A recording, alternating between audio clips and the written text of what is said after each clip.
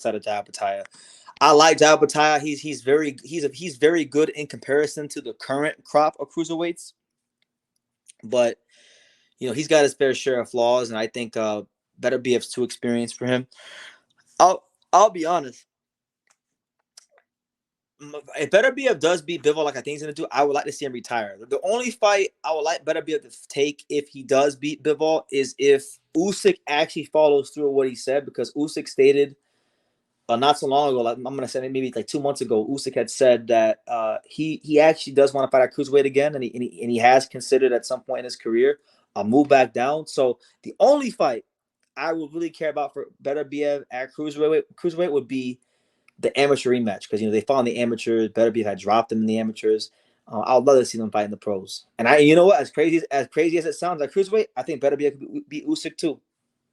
I know that sounds crazy because Usyk is literally the undisputed heavyweight champion of the world. But I mean, he was punching like that in the amateurs, and the amateur fights are a lot shorter.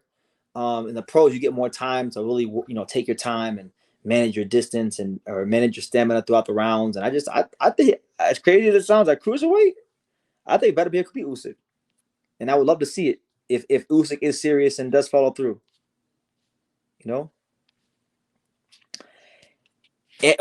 Andre Ward is the biggest low blow fighter since Andrew Gulata and Bobby Pacquiao. Oh my God, you came with the Bobby Pacquiao.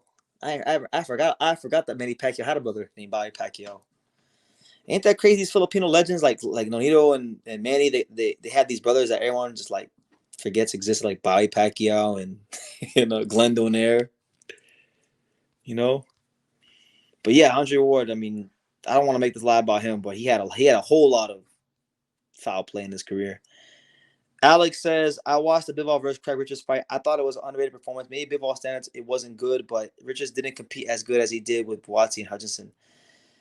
I never went back and watched that fight. That was a one and done for me. I didn't feel compelled to go back and watch that one because it was a very tactical fight. I just didn't want. To me, it was boring. From what I remember about that fight, I remember Craig Richards giving Bivol a good run for his money. That's the one fight that really gave Craig Richards like his stock on the world level, because I like Craig. Craig follows me on Instagram. I met him. He's a nice person. He's actually one of Beterbiev sparring partners for this camp right now, believe it or not. And Craig won a lot of fights on the domestic level of the UK he wasn't supposed to win. But when he fought Bivol and put up the fight he did, his stock shot through the roof. So he gets that respect as a good, solid fringe contender in boxing. But I don't agree with you on that one. I thought Richards did good against Bivol and made him look really pedestrian.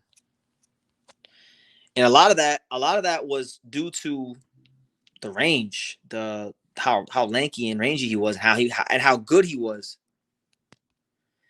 BT, remember when you used to love Andre, man? What happened? I still love Andre. I love Andre's skills in the ring. Like from 54 to 60, I thought Andre was a really good fighter.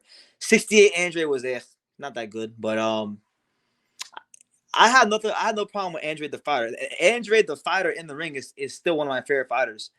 It's just it was hard to really like him after the Johnny Beck shit. That after the Johnny Beck shit, he became undefendable. That's when I couldn't do it no more. But who's worse, Ward or Andre? Ward, definitely Ward. At least Demetrius Andre wasn't punching these guys in the dick, so I'm gonna go with Ward for sure, 1000% Ward. All of Canelo's brothers were boxers. No one talks about them except when one of them fought one of Chavez's sons and the other one fought. Yeah, exactly. When Arizona Lara got his revenge by beating Ramon Alvarez. People, I'm trying to practice not talking bad about people, because I'm getting older. You can't be angry all the time. You can't be upset. Shakur says, I think Beterbiev can beat Usyk too. I have Beterbiev against anyone, even Bivol. I don't think anyone, in my opinion, can beat him after this fight, even if he wins. If he wins, he's my number one pound for pound. I'll tell you this: if Beterbiev knocks out Dimitri Bivol and he is an undisputed champion with 100% knockout ratio, that's the perfect argument for pound. Like I know you're gonna say like, oh well, he didn't move weight class. Well, who gives a damn? He won every fight he ever had by stoppage, and he got a rebuilt. Like that's literally the perfect career. He's one performance away from literally having a perfect career.